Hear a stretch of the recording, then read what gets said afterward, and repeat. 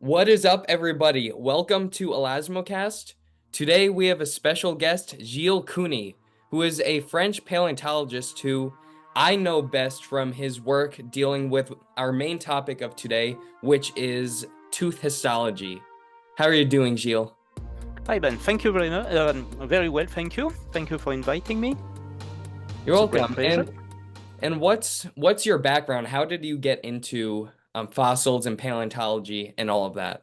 Well, I think like most of the paleontologists of my generation, I was 7 years old. My father has this great idea, buying me for my birthday a book about dinosaurs, and I said, "Wow, that's wonderful!" So I want to become a paleontologist, and as I am extremely stubborn, I did everything necessary to become a paleontologist. And as soon as I get my PhD, I just decided that, well, in the end, dinosaurs were not that interesting because during my PhD, I had the chance to find my own dinosaur.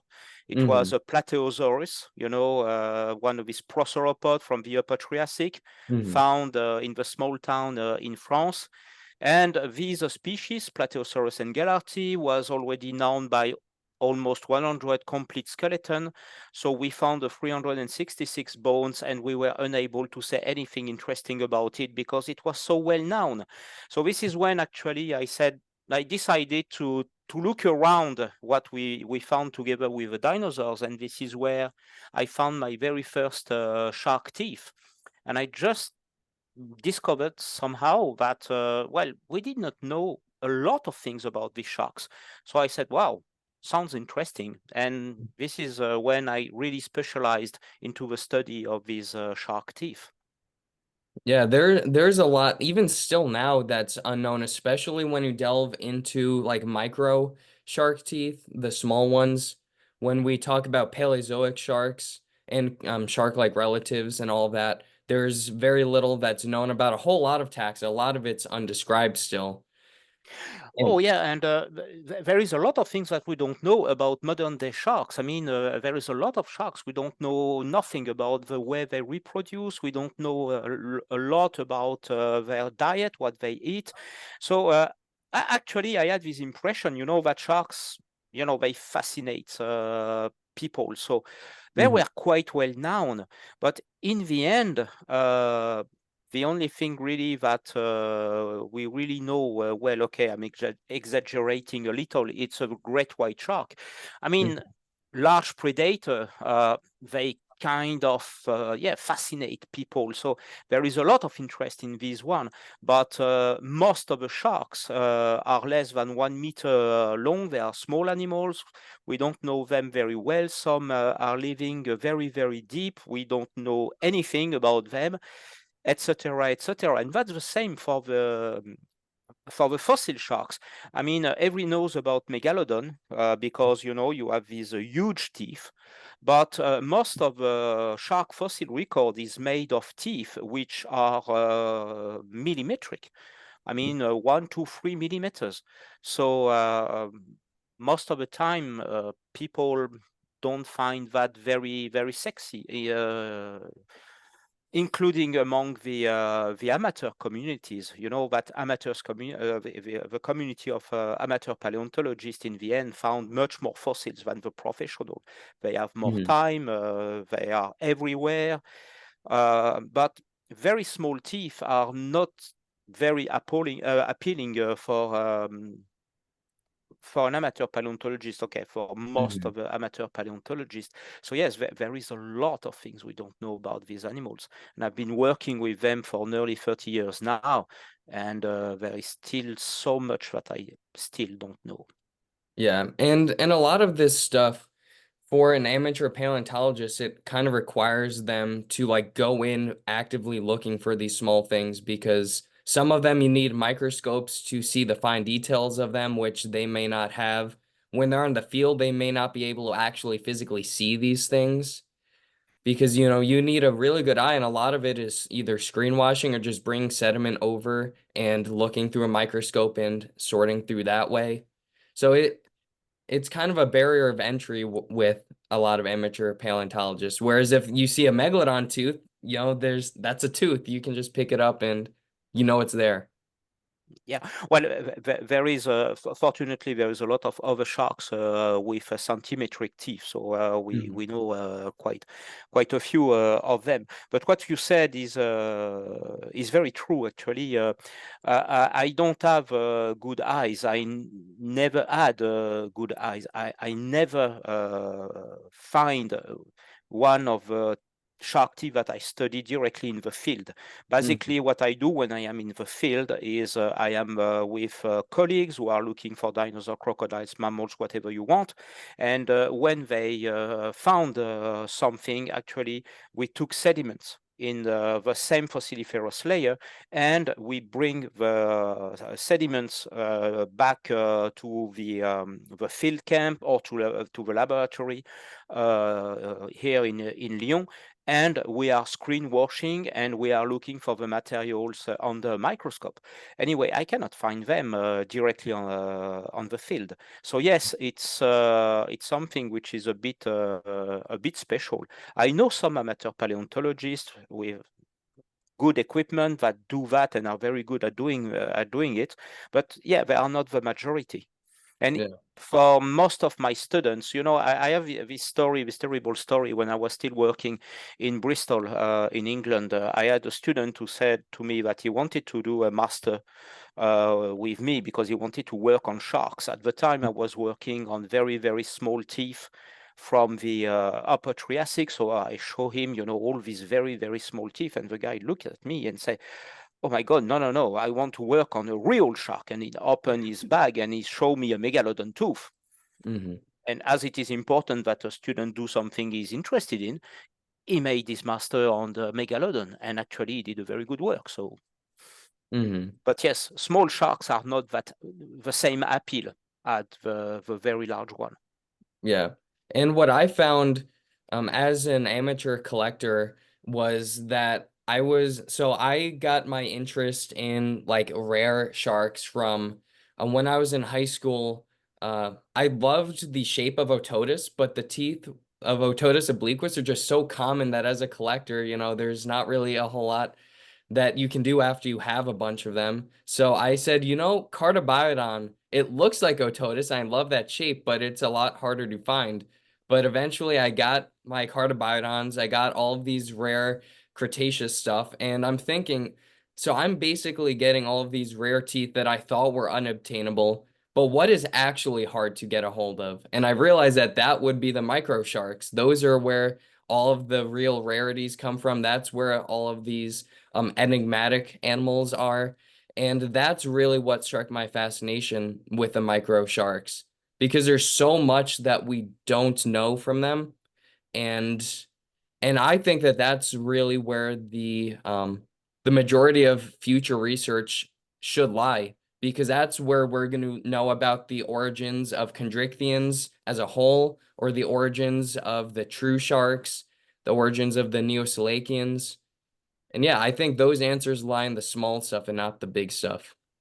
Yeah, be careful when you said, that most of the future in the shark research is with micro teeth, because in the end, and I think this is particularly true lately with all the wonderful work that has been done on megalodon.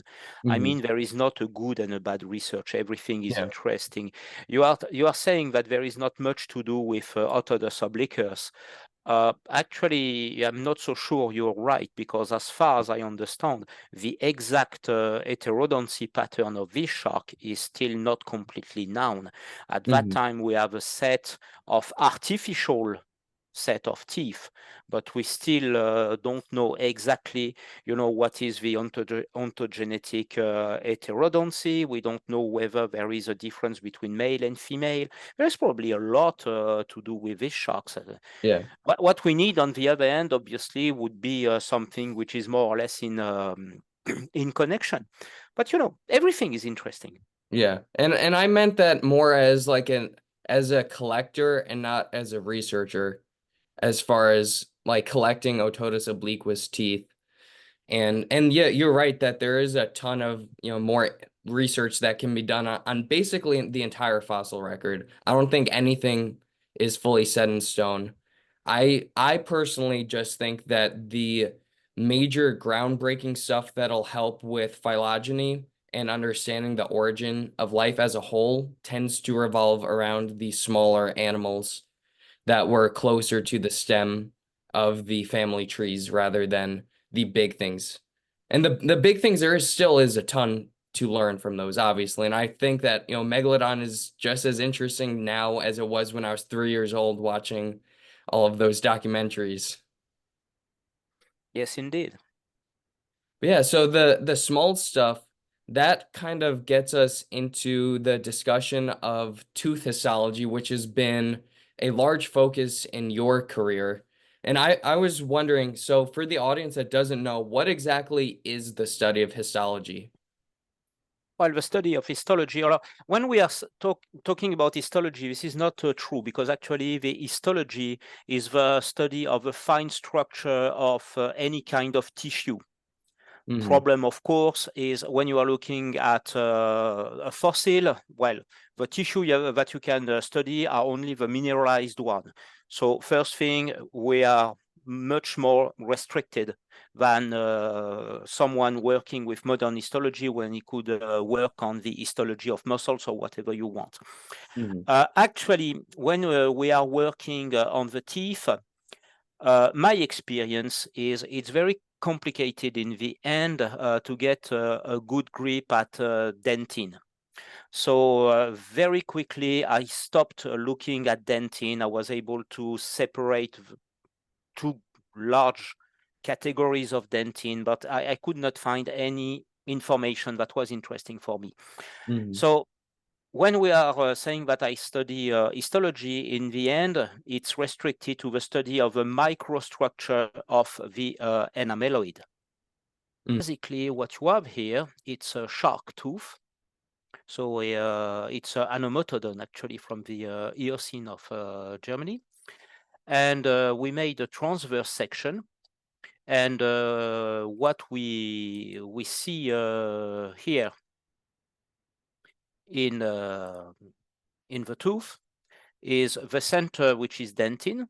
And you can Hmm. see that dentin, you can see the canals of osteodentin. But apart from that, the structure is quite amorphous. And then you have the enameloid, and the enameloid is made of several structures that you can see quite well here, where you have very, very small crystallites, very small crystals that we don't see on this picture, that form actually bundles. And these bundles are organized in a very different way. So basically, at the base of a modern day shark, because we are talking here about a Hmm. Neoselacian, about a modern day shark, these bundles actually are tangled together without any preferential orientation. In the middle of the tissue, you have the same bundles, but this time they share the same orientation from the base to the top of the teeth, and which form what we call this parallel bundled enameloid. And then on top of that, you have this shiny layered enameloid. So basically, this is larger pictures. This is the shiny layered enameloid. So you see very small crystal. You can see that the crystals are between 1 and 2 micrometers in length, probably 10 nanometers in width, very, very small. No special organization, no special orientation. And then if you are looking under, you can find here this parallel bundled enameloid, but you can see that in between the bundles which are parallel to the surface of the tooth, you can see that you have another set of bundles which this time are actually perpendicular to the surface of the tooth. So you can see then here these radial bundles which are not parallel to the surface, but which are actually perpendicular to the surface of the teeth. And then if you carry on looking at the structure, you will see the tangle bundled enameloid, where these very small crystals form bundles, which this time I tangle together without any preferential orientation. So the interest of these is just because in the 70s, we had a great German paleontologist called Ernst Reif, who, with the use of scanning electron microscope, I forgot to explain all these pictures I taken with a scanning electron microscope, discovered this structure. And this structure is found only in modern day sharks. If you look at fossil sharks, the only thing that you will see actually is just crystal without any special organization. At least this is what we thought for a very long time. And I knew the work of Ernst Reif, and I think, well, this is great actually. But at that time, I thought that everything has been done. I mean, he has published a lot of papers. These two structures were very well known. They were discovered in a number of fossil sharks, so Neoselacians, but also more primitive sharks, including Hibernons. And I said, yeah, well, there is nothing more to do. He's done everything else. So when I finished my PhD, I said, okay, maybe there is something interesting to do, because this has been done on sharks. Maybe I can do the same on bunny fish, and maybe I can get, the same information. Maybe from just an isolated tooth of a bunny fish, I would be able to separate, I don't know, maybe orders or families. Contrary to sharks, most of the bunny fish are a rather simple morphology. So it's more complicated actually to identify a species of a bunny fish from its isolated teeth than from a shark. Most of the time, with any kind of sharks with 30 teeth, you are able to get an identification at species level because of the morphology, because of the heterodoncy pattern. We arrive at doing that. So I asked for postdoc funding at the University of Bristol. But when I arrived in Bristol, I said, okay, now I have to be careful, because I knew this work, but actually I never really did all the manipulation with a scanning electron microscope. You have to think that we are talking about teeth which are between 1-3 centimeters. We are going to get magnification that would be maybe between 1,000, 10,000. You have to prepare the teeth. I did not explain, but all these pictures here are pictures that has been taken from the surface of a teeth. So what do? You take the tooth, you put it in hydrochloric acid for a very short time, you look at the structure. Most of the time you will discover these, and then you will put your teeth again in hydrochloric acid. You will remove a little more of the enameloid until you see this structure appear, etc., etc., etc. So it takes a lot of time. It's very complicated. And I said, okay, maybe I need to train on something that I know. So I was in Bristol. Bristol is very well known for the Aust cliff, at the in the Russian, lot of micro remains of vertebrate, lot of sharks, and something that is called Ibodus at that time, that was called Ibodus minor. Here you have typical ibodont tooth, which is Parvodus from the lower Cretaceous, and here you compare with a tooth of what at that time was called Ibodus minor. You can see why it was called Ibodus minor, because if you look the two morphology, well, obviously these two sharks are very close to each other. So I had a lot of these Ibodus minor at my disposal in the collection of Bristol. So I said, okay, before to do anything on these bony fish, I will try Ibodus minor because it is an ibodont. So I know that I will find a single crystallite enameloid, and I can make, the different manipulation. I will make sure that I got good images with my SEM. I will make sure that while manipulating the teeth, I will not destroy the teeth because, working on teeth which are 3 millimeters with hydrochloric acid, it's very easy actually to destroy everything, and then you don't get anything. And this is where I was extremely surprised because I put the Ibodus minor teeth in the hydrochloric acid, and I found a parallel bundled enameloid. According to Rife, that should not have been the case.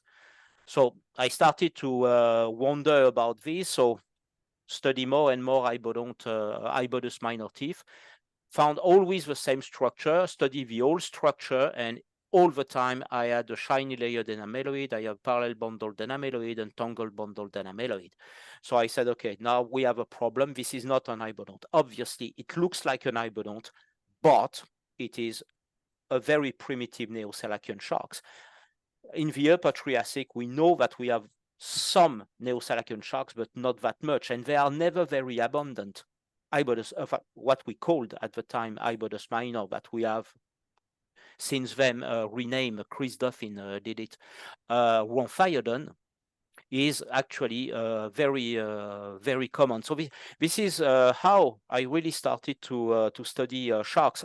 At first, my idea was really to study bony fish because I thought that everything has been done on sharks, but very quickly I realized that that was not the case at all. So this is how I started actually with that line of research. Mm-hmm. And what led you to believe that, yeah, this is definitely a Neo-Selacian rather than convergence? What were Because the because Rife, as I said, I had the advantage. I had a lot of papers. Mhm, Rife, I've studied a lot of different modern species. All the modern species, they show this triple-layered enameloid. mhm, He had studied some species of ibodont. I also looked at different ibodont myself. All the time, we had a simpler structure. We have realized now that, again, this single crystallite enameloid does not really exist. It's always a bit more complicated than that. But, we are making progress. And, this structure here is very complex. I mean, you have all this crystallite forming bundles, the bundles forming different organization. And if you stop a minute and you think about it, you say, okay, a modern shark tooth, it will be functionable for what? 1 month? 1 month and a half, maybe. I mean, if you are looking at evolution, if you are looking at convergence, what are the chances that such a complex structure, which obviously will ask quite a lot of energy during the development of the teeth to be put in place, will appear twice? mhm, So in my mind, I had no doubt that that was really, really characteristic. It was a synapomorphy of these Neosalacian sharks. Plus, when I realized that, I was looking at all these ibodus, what we called at that time ibodus minor, and then I noticed something very strange. Nobody really noticed it because nobody really paid attention to that. The difference between ibodont and modern day sharks, ibodont, they have a tendency actually to digest the root of their teeth before to lose them. So when you are looking at ibodont teeth, most of the time you find only the isolated crown. It's actually the exception to find the crown with the root, which probably indicate that the tooth comes from an animal that died. It was not replaced. And as I said, I had a lot of teeth of Ibodus minor in the collection of Bristol. And then suddenly I just realized, I said, my God, but all these teeth, almost all of them, they have their root attached. Mm-hmm. So, you know, microstructure plus the root, which is also almost always attached to a crown, that started to make quite a lot. And yeah, in my mind, it was very clear, and I did not have any doubt about that. But I was looking at some Neoselacian sharks, and then you work and you work and you work. And then you realize, oh, there's something which is very strange, actually, because when you are looking at a house cliff, you know, you can find a fin spine, you know, the spine which is in front of a fin in an ibodont shark, which are very characteristic from their morphology and also from their histology. Mm-hmm. And you have these spine that have been called actually Ibodus minor, which are really ibodont. And then you have a lot of other spines, which are called Nemacanthus monilifer. Nemacanthus monilifer has always been some kind of a problem because Nemacanthus, yeah, this is really the spine of a Neoselacian sharks. They are quite common. The teeth were not. And then suddenly you stop and you say, well, of course, Nemacanthus monilifer, the spine, the teeth, Ibodus minor. That means Rhomphaiodon minor. Now the problem is, this is a very simplistic reasoning, and the problem is we know some other primitive Neoselacian now for the Triassic, like Synecodus. So that means that we are not sure actually that Nemacanthus monilifer and Rhomphaiodon minor is the same species, and we did not find a shark in connection. So we need a shark in connection to be sure, because as I said in the ration, you have a lot of diversity. So you have a lot of ibodonts and you have some Neoselacian. So it's difficult to be sure. But in my mind, again, I could not imagine that this teeth did not belong to a Neoselacian. This structure is so special. Mm-hmm. Yeah, no, that makes sense.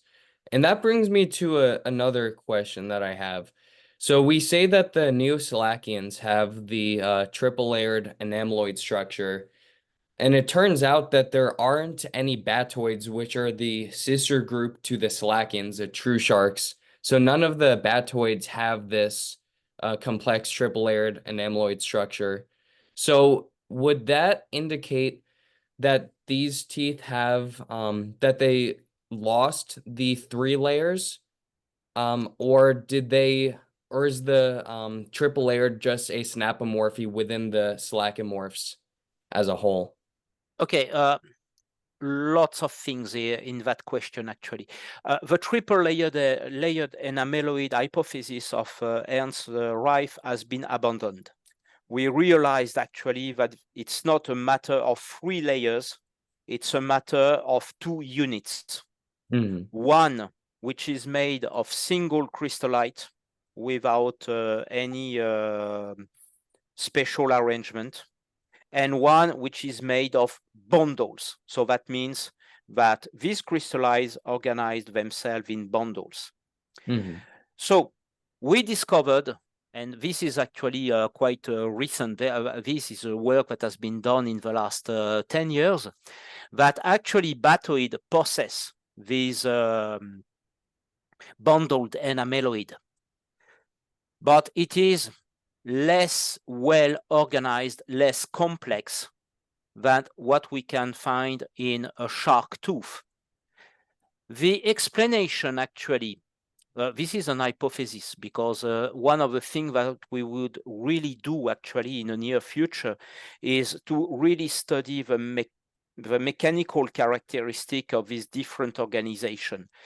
You know, most of the shark teeth, they are quite high, they are pointed. Mm-hmm. The parallel bundled enameloid, you made a lot of bundles in the same axis as the tooth. Actually, you make your tooth very resistant toward tensile stress. So that means that when the teeth will penetrate the prey, it will be very difficult to break. So you make the teeth more efficient. Below, when you have all these bundles which are tangled together, actually, this is very efficient to diffuse compressive stress. Most of the rays, they don't have very high and very pointed teeth. So that means that probably the parallel bundled enameloid has no real advantage for them. No advantage, no natural selection. On the other hand, we have found bundles, you can see here on these pictures, and which is from Belemnobatis, that the bundles are well less organized than in these neoselacian sharks. Being less well organized, that means that they are more efficient actually to diffuse compressive stress. And you see here that the teeth are actually quite flat, or at least not very pointed, and it will make the structure of the enameloid more in agreement with the use of the teeth. So basically now, what we think that indeed all the batomorph have lost a more complex structure, because there were actually no grip for the natural selection. I mean, you lose the character. That means that you spend less energy organizing the structure of the tissue. So that means that the development might be quicker. You will be functional quicker. So that will give an advantage, and this complexity disappear.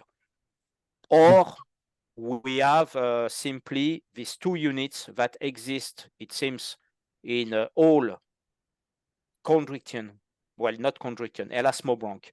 At that time, we don't have anything like that in chimeras. But in all elasmobranch, we have this structure.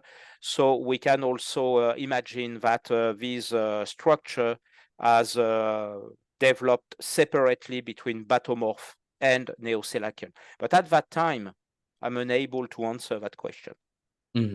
I don't have enough information. So, you know, again, there is really a lot of things that that we don't understand. And that's the reason that is that the reason that you believe that Heterodontus lost its 3 enameloid layers on its lateral teeth, the crushing teeth? Yeah, I had the opportunity to study, you know, the anterior teeth and the lower teeth of Heterodontus. On Heterodontus, anterior teeth pointed, you know, with free cusp. You find triple layered enameloid. In the end, no surprise. And in the molariform teeth, you know, in the posterior teeth, the parallel bundled enameloid layer has completely disappeared. And again, if you think about it from a functional point of view, it makes a lot of sense, because if you put a lot of pencils, you know, parallel to a crushing surface, you do something like this. Yep. You push them and it tends to explode. So it's really not efficient to dissipate compressive stress. So it makes a lot of sense with Heterodontus, which is extremely specialized toward Durophagos diet, that this structure has disappeared. But Heterodontiform not being at the most basic level of the evolution of Neoselacian, this is the Synecodontiform, which are at that level, they lose this structure secondarily. In the fossil record, you know that the most primitive, the most basal heterodontiform does not possess molariform teeth yet. They appear during the evolution. So basically, the disappearance of the parallel bundled enameloid in these animals is actually concomitant with the evolution of crushing teeth, and it makes a lot of sense. Again, from a biomechanistic point of view. But again, be very careful about what I say, because this is something at that time that we infer. Again, you take your pencil, you play with your pencil. It makes a lot of sense. If you try to break the pencil in that direction, it's very resistant. If you try to make them to destroy the organization in that direction, it's very easy. But what we did not do, we did not actually study the mechanical characteristic of these enameloid in situ, or we did not make real models of it. So I'm trying now to work with material scientists. People, this is their job actually. You go and see them and you say, okay, I have that kind of material, I have that kind of structure. What is it resistant against? How does it work? What is the mechanical properties? So we are trying now to develop that kind of models to make my gut feeling, because in the end it's only a gut feeling, be honest, something that we can check, something that we can demonstrate really from a physical point of view. Yeah, that makes sense. It's something that you can infer, and I do agree that there is a high likelihood of it, but at the same time you have to like test it. So yeah, that makes sense. And it's a similar thing with the Nemacanthus and Rhomphaeodon. Like if you have a high likelihood of them just based on the sampling, but at the same time you can't really describe it off of a likelihood like that.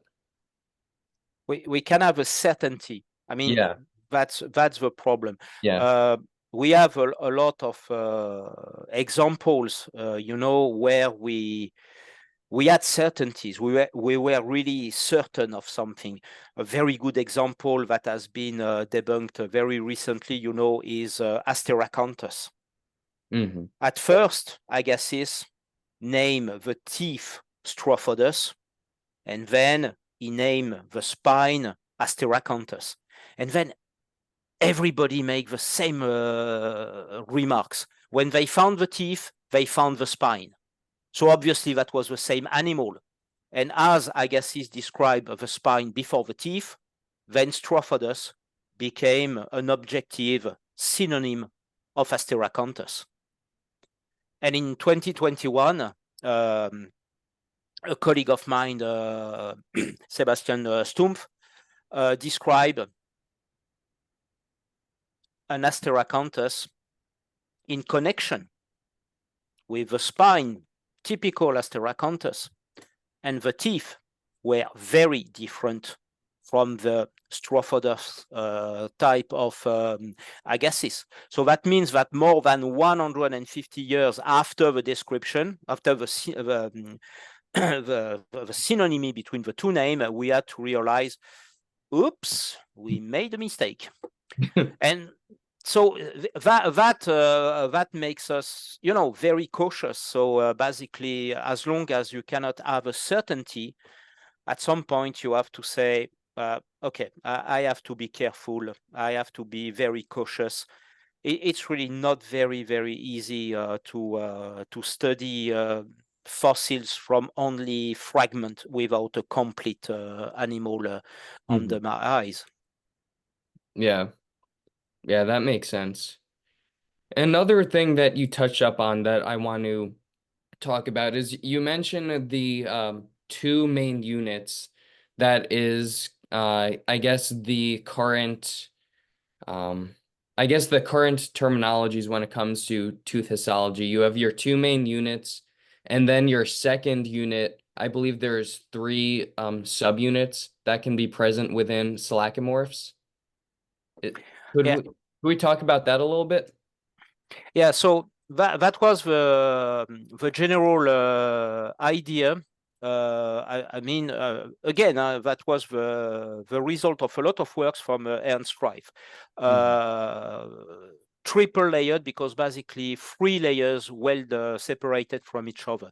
So the shiny layered enameloid, parallel bundled enameloid, tangle bundled enameloid. I explained to you the detail. Yeah. And then we started to describe, well, to realize that everything which is under the bundled enameloid was much more complex than what we thought.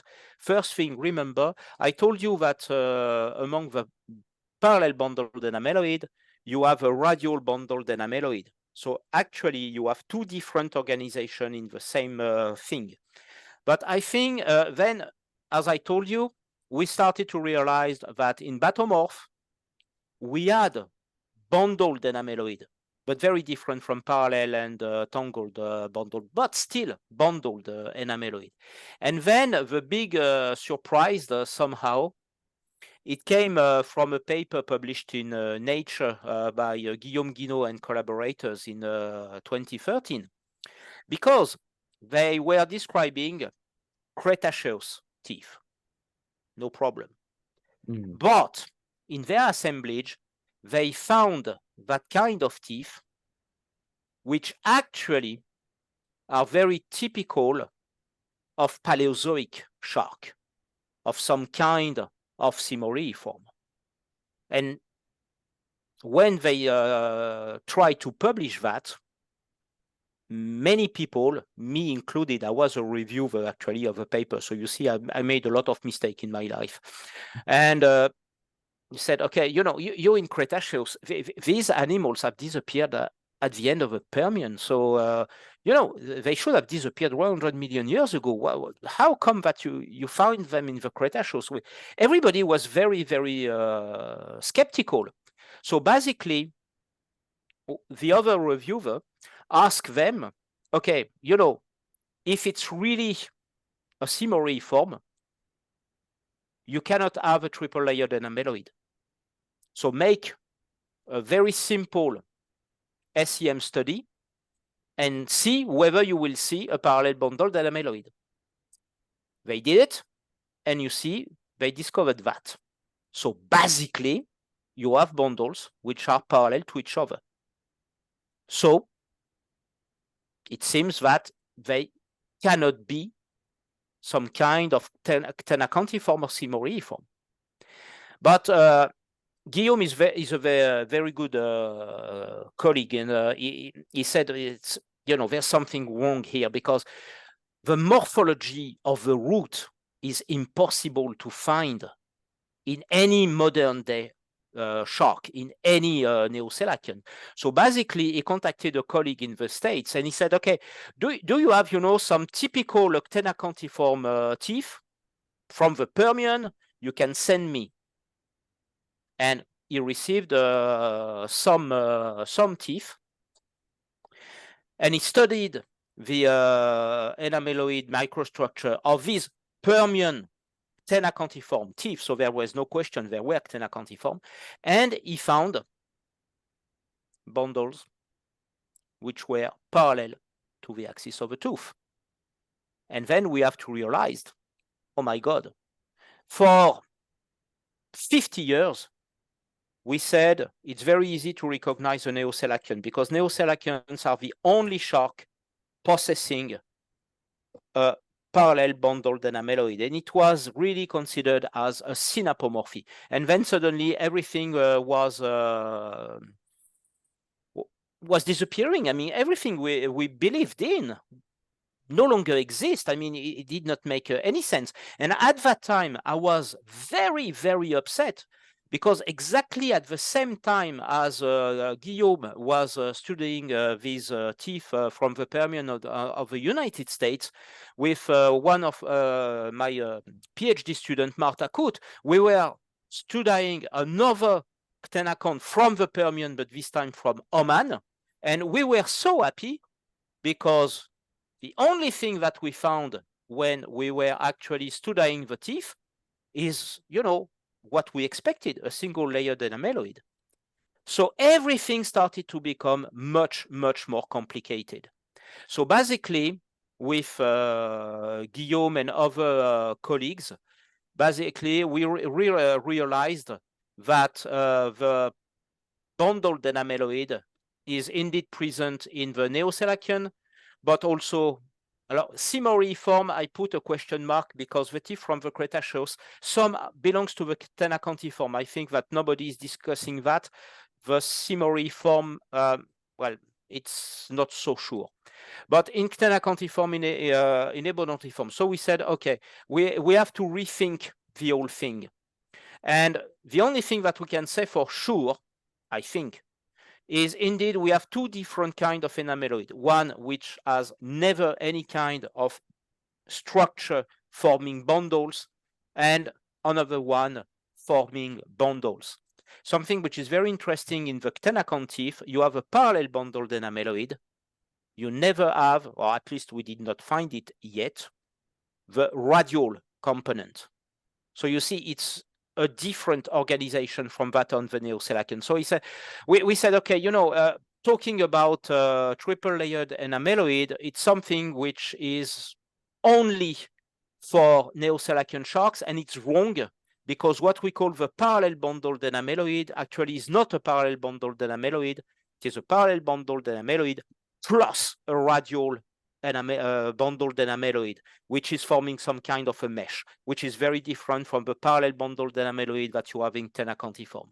So we said, okay, we have two units, single crystallite enameloid and bundled crystallite enameloid. And among the bundled crystallite enameloid, you can have a tangle bundled enameloid, a radial bundled enameloid, and a parallel bundled enameloid. At that time, Neoselacian sharks can indeed be defined as possessing the two units and the three components of the BCI, of the BCE, sorry. So,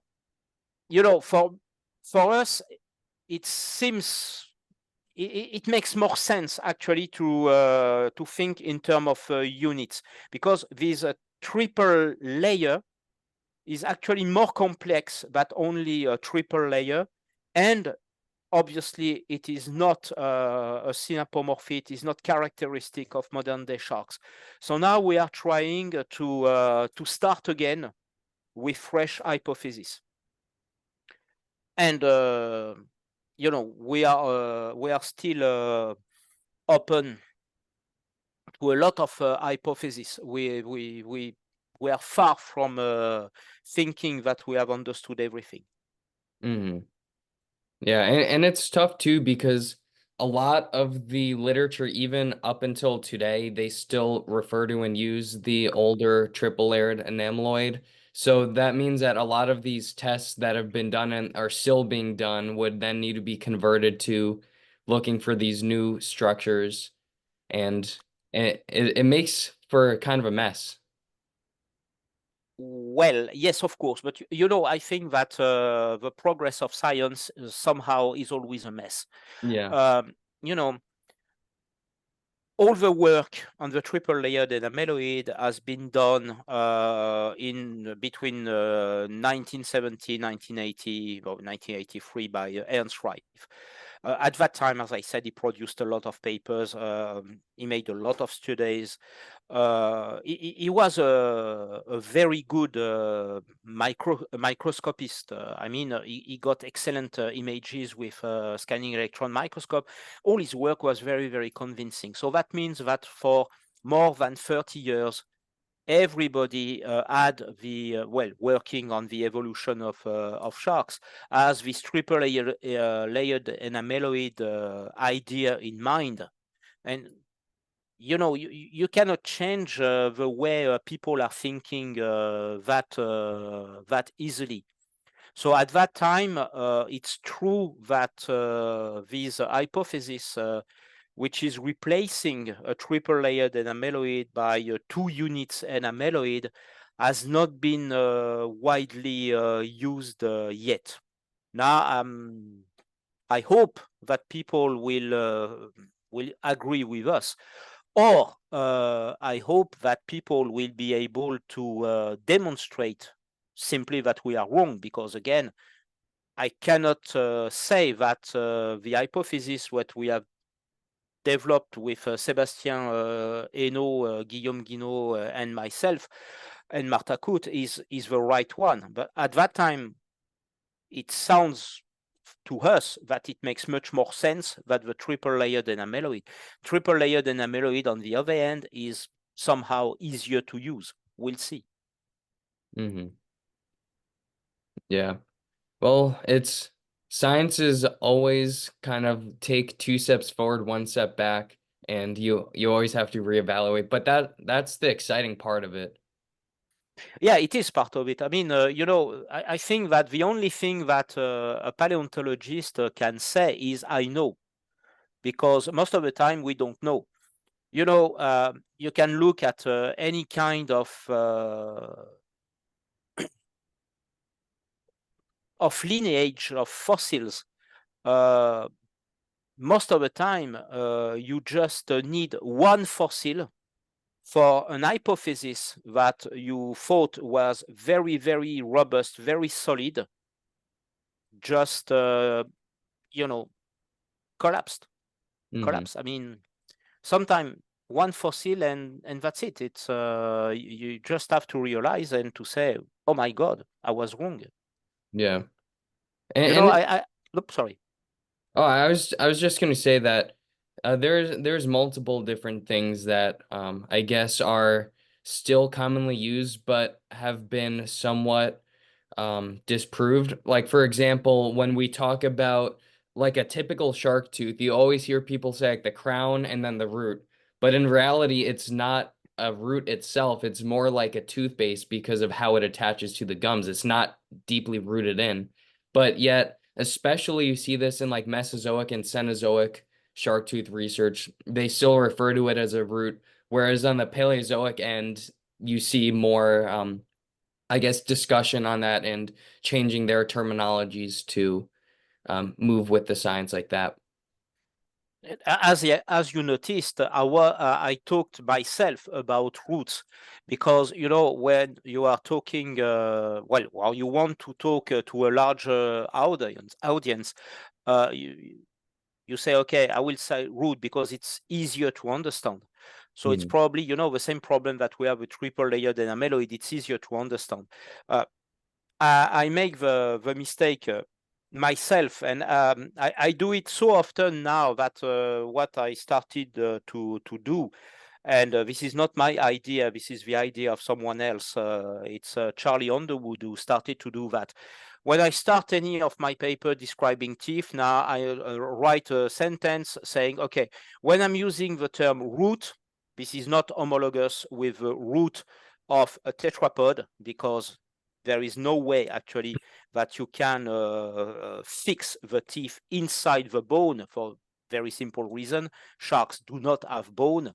So Mhm. when I say root, it's not homologous with the root, with our root. And but normally, actually, we should say base. Where I have a problem with base, I I think that it's more complicated to understand. The base of a tooth or the bases of a tooth, but that's not the same. The base is really the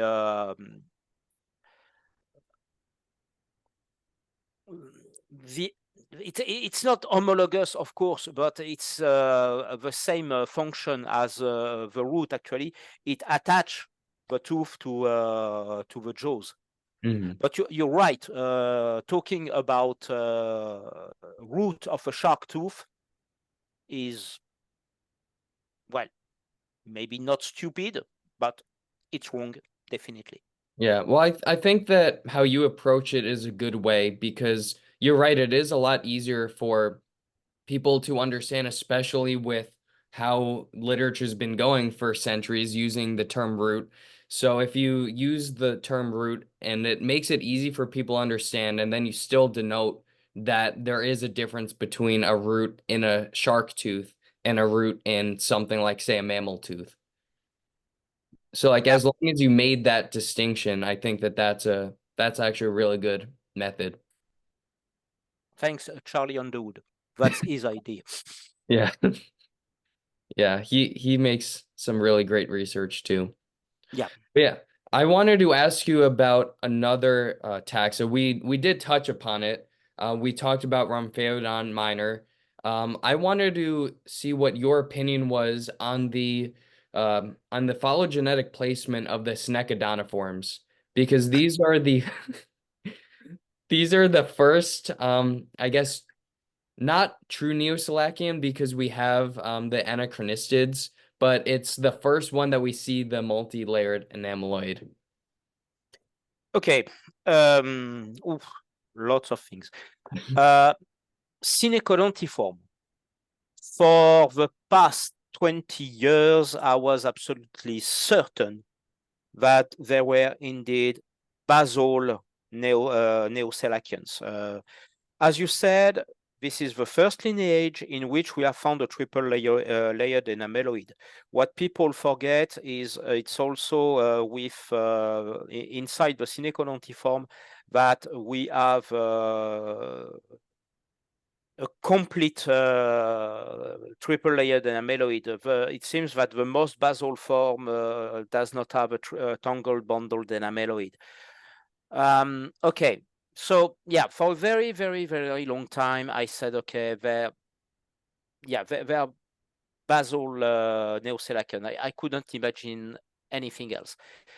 And then again, there have been a number of papers. There have been the work, notably of Henry Capeta, who started to look at the structure of the base, or not to say the root, of Sphenodus, and he said, you know, this is really, really similar to exanquiform.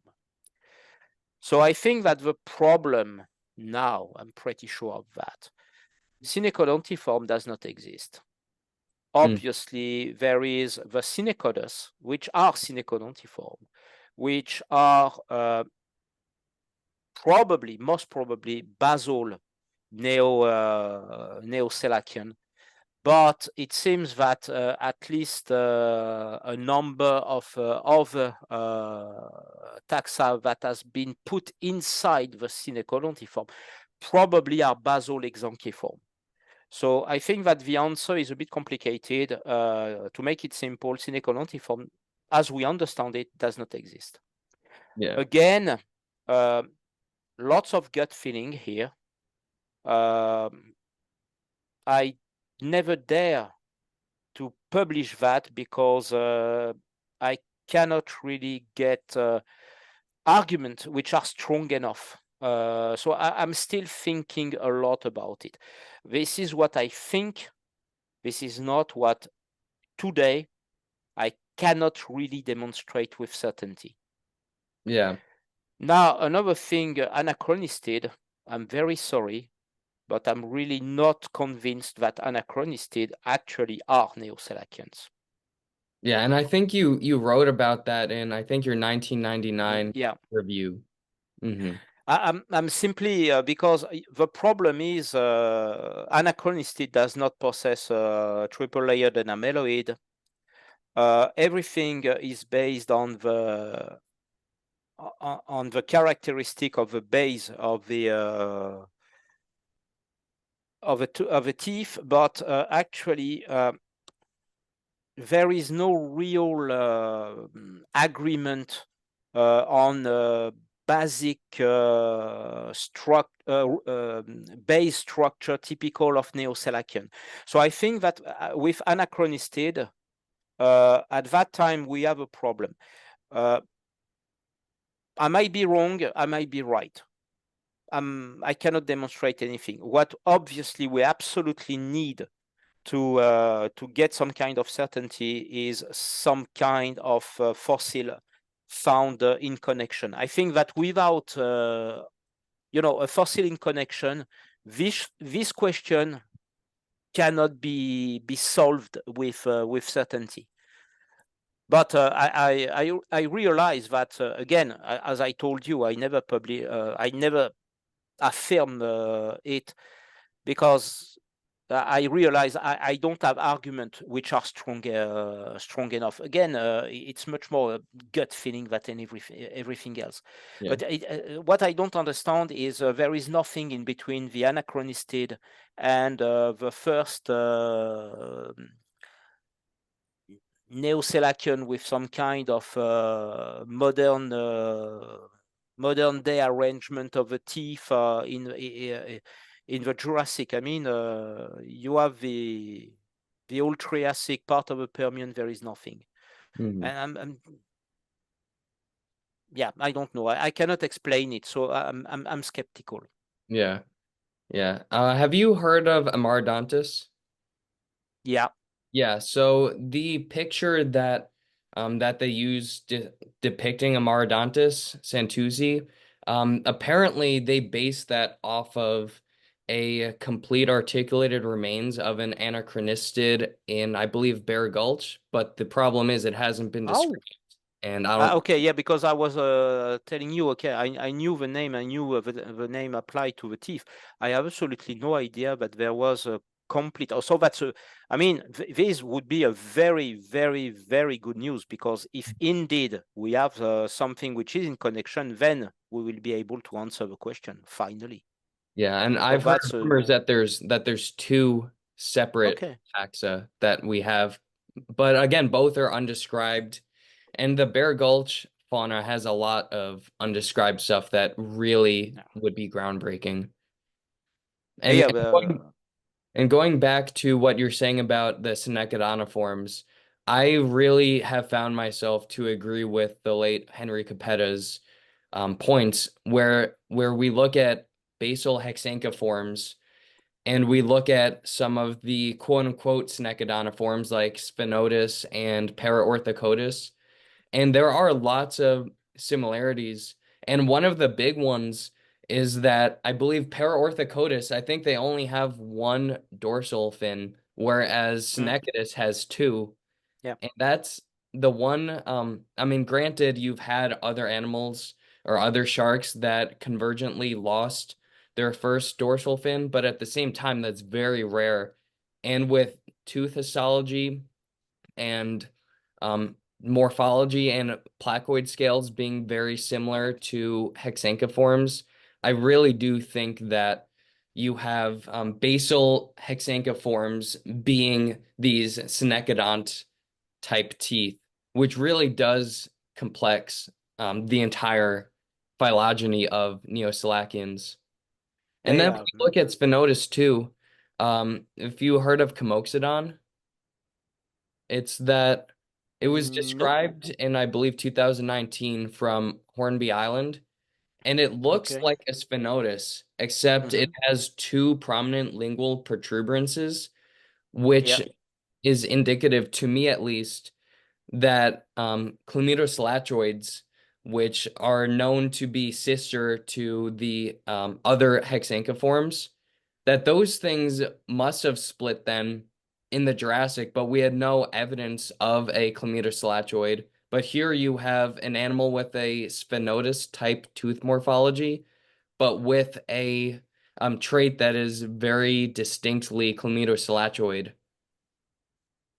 with Well, half box yeah. in the jaw.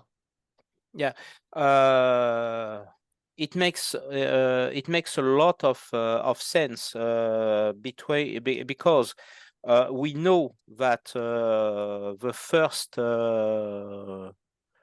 radiation of modern day sharks is in the lower Jurassic. Mhm. So obviously, it will make a lot of sense if we had something happening at that time. I completely agree with you. What I still think is that Synechodus does not fit. Synechodus, in my point of view, is something different. Yeah, Actually, Synechodus, anyway, Henri Capeta separated Synechodus from the Exanchiform as well. yeah, and I would agree with that on the presence of those two dorsal fins. And with Synecodus, I believe that they had fin spines as well, right? On the Yeah. dorsal fins. Yeah. So that's very different than what you would have with hexanchoforms. And Mm. then you have to think if so these are the oldest definitive, like truly definitive Neoselacian teeth with that triple layered anemoid, then that would be likely either the plesiomorphic or among the more basal tooth forms of Neoselacians. And then you have to think, did they derive from these like early or into these early basal squalian sharks like Hexanchoforms? Or do they also fit within the galleons of some sort?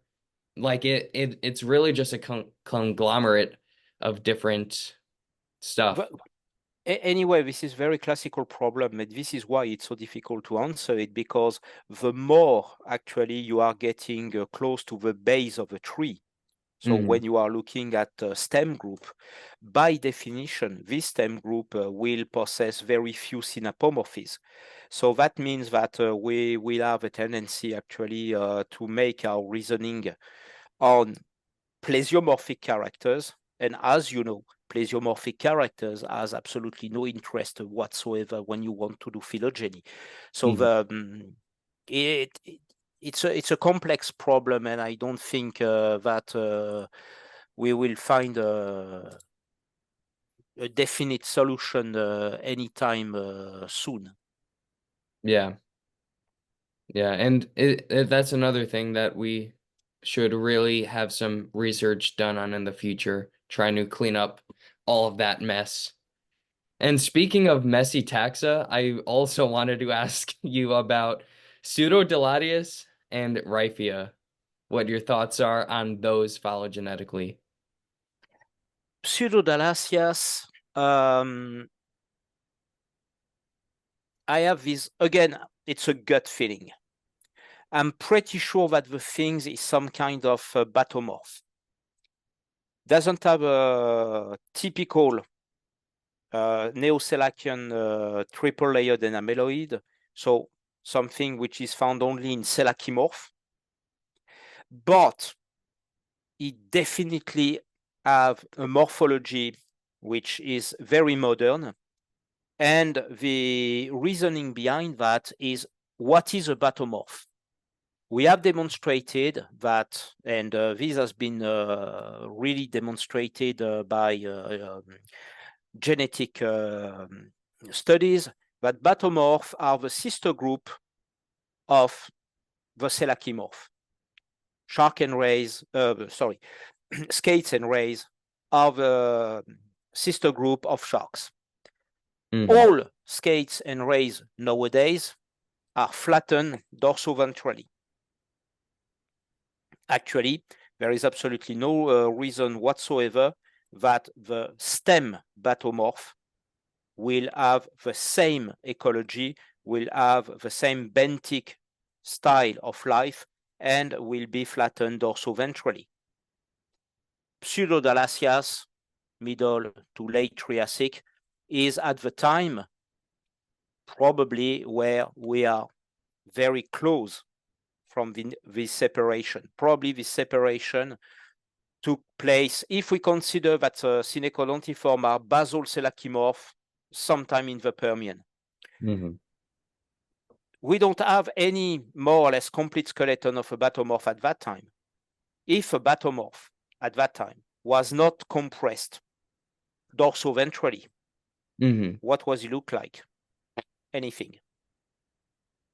Yeah. Could be anything, you know, between a shark-like to a ray-like animal. Mm. The Pseudodalacias tooth morphology in typical batomorph benthic animal doesn't make sense. I mean, this kind of grasping, cutting dentition, obviously this is characteristic of an animal that was preying in open water. So again, I have this gut feeling that what we have here is some kind of very primitive batomorph. But again, you know, we are in the same situation here. You make me say things that I cannot demonstrate. Hmm. So please don't take advantage of that. Again, it, it makes sense to me, but I am in the same situation where I cannot demonstrate it. One of the main problem is in between the end Permian and the end Triassic. It seems that a lot of happened. You mentioned Raphia. Raphia is another shark which is known by very small teeth. Okay, there is bundled anemoid, so probably closer to the selachimorph. But again, I don't know what it was looking like.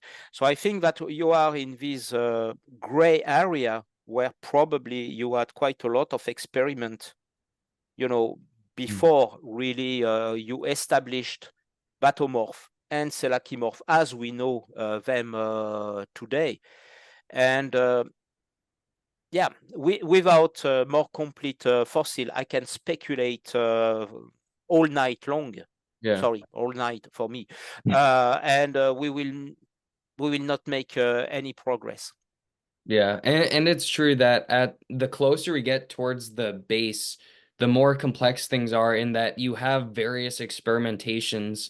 For example, when we start out with like say, let's talk about Carboniferous chondrichthyans, we have a very large breadth of animals, but then when you have an extinction in the Permian, then you have very few lineages coming out. But then those lineages are trying to fill out new ecological niches. So they go out and experiment and all that stuff. And that's really where the Neoselacians took off, was in the early Mesozoic, because they're very limited and they were like outnumbered by all these other chondrichthyans and other animals that took up the niches that were now vacant for them after that Uh, extinction. yeah, actually, what we observe in the fossil record is a bit different because, okay, mass extinction, you will actually perturbate a given environment. Hmm. The more successful a lineage is, the more specialized they tend to be. So when you are looking at all the Paleozoic sharks, I mean, you look at the Simoriform, Tenacantiform, Petalodontiform, you have things which are incredibly complex, specialized. You touch their environment and they cannot readapt. So they are too specialized, they just disappear. So the end of the Permian is really a real catastrophe. But actually in the Triassic, what you see is that the winner, if we can speak about a winner, is the Ibodont shark. The Ibodont, very quickly, they took the role of large predators in almost all marine environment. And they are really the one, with grasping teeth, with tearing teeth, with crushing teeth. You have a lot of. So obviously, they were the one who, yeah, which, I don't know, win the competition, if we can say that. We do understand this is not a very good way of talking about it, but that means that all these Neoselacian, they were starting to radiate, but actually they were under the competition of these highly successful Ibodont. So that means that they were actually experimenting, but they were very limited in their experimentation, which probably explain why so much of these experiment just disappeared. Yeah. What happened after the end Triassic, again, after a mass extinction, even if we have the impression that the Ibodont were not affected by the mass extinction, it's really in the lower Jurassic that suddenly you can see a lot of new lineage of Neoselacians that become successful. Yeah. And in the end, they will actually outcompete the Ibodont, at least in the marine realm. And by the Cretaceous, most of the Ibodonts actually are getting refuge in fresh water. You have lots of diversity of hybodonts in freshwater in the Cretaceous, but they are no longer so common and so successful in marine environment. Yeah, I agree with you. The Triassic, while it gave opportunity for experimentation in Neoselacians, they really didn't take off until the Jurassic, and they weren't, I guess, hyper successful until the Cretaceous. They didn't reach, I guess, true macropredatory levels at significantly higher trophic levels in the Triassic, even though we had hybridoniforms as, I guess, the most successful chondrichthyans within the Triassic, at the end of the day, the ichthyosaurs were still, at far higher trophic levels than what the hybridonts would have been at that time. And Yeah. it wasn't until the Cretaceous that they were probably at the not the peak, but one of the peaks, one of the highest trophic levels at one time or another. Yeah, yeah, that's right. Hmm. But yeah, so before we wrap it up, I want to ask you, what are some of the problems that you've encountered with histology testing as far as like the tests themselves skewing things? Because one example that comes to mind for me is how Tychodus used to be thought of as a hybodont because they found a single layered enameloid, but then a more recent publication came out finding the triple layered enameloid, and that like threw everything, for through a tizzy. I think that one of my main problem, I mean, probably because I'm very lazy. Uh, when I started to work on the enameloid microstructure, I was really working, from the surface method. So that means that I was trying to treat the old teeth and to look at the structure of the enameloid. And I did it on the Ptychodus, actually. The problem is what I found was a single layered enameloid because the method was not good enough. Actually, I discovered since then that what I did for part of my career is wrong. You cannot actually make a study based on a single method.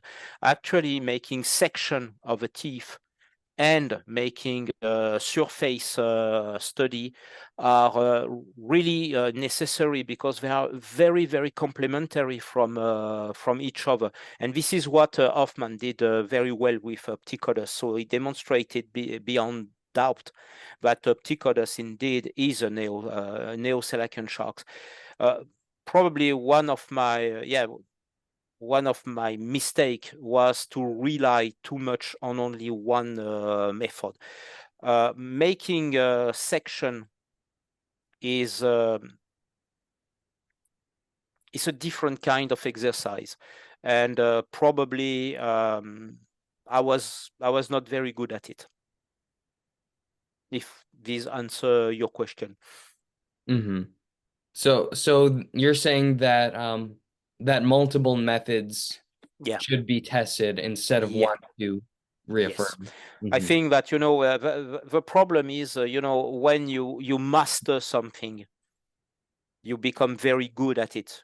I think that I became very good at making surface study. I got, I hope, very, very good result. And because I was really mastering this method, I was thinking, okay, this is the way to do it.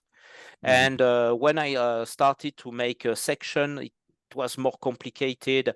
I had more difficulty to find, the good polymer to embed my teeth. I had some trouble to make a very good preparation of the surface to really polish the surface correctly. And as a result, I say I don't see a detail so well as from surface. So I said, okay, let's concentrate on what I know, and let's say whether I can get better result with cross section later on. But I think this is really a mistake. I mean, you really have to when you have several possibilities, you cannot choose one and decide to say, okay, I'm not too good with the other one, so no. You really have to train harder and to get a better result. Hmm. That makes sense. And that's with everything. Oh yes, I think it's true of absolutely everything. But it's I think it's just natural when you become good at something. You have a tendency to stay where you are good, and you don't Yeah. want to venture in a part where you are not as performant. It's I think it's just human. Hmm. That makes sense. So one last question for you is if you could see one paleontological thing being discovered in your lifetime, what would that top thing be that you'd want to see figured out? I'm I'm very, very sorry because this is already done. You will hear about that in maybe the current of next year. We have found in Thailand. I've been working for 20 years in Thailand based only on isolated teeth.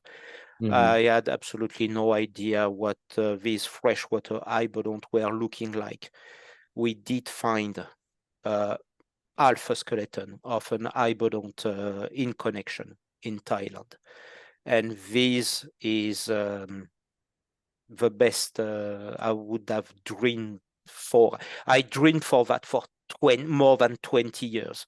And when my colleague in Thailand finally showed me what they found in a site where they were excavating dinosaurs, I was just, I cannot even describe how happy I was. So I think I can die now. Yeah, frankly, I'm so happy. Plus, this has been published in this year, but in the same site, we found as well Ibonont egg capsule. Mm. Again, I cannot prove that this is the same species, but yeah, no, sorry. Ask me maybe in 2, 3 years once it has been published and it will be behind me. But right now, I'm so overwhelmed with joy, with this discovery that no, there is nothing more I can ask for. Not now. Again, it was completely unexpected. I did not even dream about finding that. So That yeah. that is awesome. That's awesome Oh that yes, it you is. found that you Oh, found the thing that you well, wanted. I did not. Okay, I'm sorry when I say I did not find. My Thai colleagues find it because I cannot spend the whole year in Thailand, so that's always the same. Actually, I study most of the time. I study fossils that my collaborators in Thailand has found. Mhm. So it's them who has to be congratulate for this discovery. And it's completely, it's wonderful because it's a famous site in Thailand, and they make visits for children. And Mhm. there is something incredible about children. They don't think like us. They don't look for something. When you are looking for fossil, you have an idea. You know what you are looking for. Mhm. And they got a little girl, I think, 5 years old, 5 years old, and she was looking at all these awesome large dinosaur bones, and suddenly she looked at she said, what is this very small things here? And my colleague came and said, oh, okay, oh, that's a hibernate tooth. Oh, that's a dermal denticles. Oh, there's more. Oh, there's a lot. Okay, so they just took, the whole, they put everything into a large plaster, which is 1 meter 60 by 1 meter. Mhm. And it takes quite a long time to prepare. We did not finish the preparation yet because, it's a shark skeleton. It's cartilage, quite complicated to prepare. but actually we have anterior half with the skull, the first spine. We have a little part of the of a vertebral column, and we have the scapulocoracoid, base of the pectoral fin. So it was a 5 years old girl who That's put crazy. professionals, who show it to professionals, because actually, you know, on that site, everybody is looking for dinosaurs. Okay, they found also crocodiles, turtles, but kind of the obvious thing. We had some isolated hibodont teeth, not much, but we had some. We had semionoted fish, with these large scales, quite easy actually to see. Mhm. But nobody pay attention actually to the sharks, and it was this little girl who said to everybody, "Hey, people, look here, you missed something." Oops. That's crazy how a 5-year-old girl will find something that is more scientifically significant and complete than most like fossil collectors will find in their lifetimes. Yeah, That but is awesome. I'm it's looking forward to seeing that when it comes out. yeah, we are working on it right now. But again, as I said, the preparation is not finished. It's actually a lot of work, and Mhm. now it's a collaboration between the University of Vienna in Austria and the University of Masarakam in Thailand, and myself in Lyon. So I was, we needed to be more people. It's a lot of work, Mhm. but it's That's going awesome. to be a very, very nice discovery. Awesome. So sorry, nothing I can wish for right now. Mhm. Let me Your some wish came time. true. Yeah, exactly. Well, I really do appreciate you coming on. I think that this was a great and informative talk, and hopefully it helps people understand the importance and the future of tooth histology research with Yeah. chondrichthyans. Well, thank you for inviting me, and indeed, I hope that all your viewers will find that interesting. Yeah. So, thanks again, and see you again Yeah. sometime, probably. Yeah, we'll do another one of these, and hopefully you'll have a complete freshwater hibernant to talk about. Yes, definitely. Yeah, so I hope everyone enjoyed this. Please don't forget to like, comment, subscribe, do your stuff, and yeah, we'll catch you guys on the next one.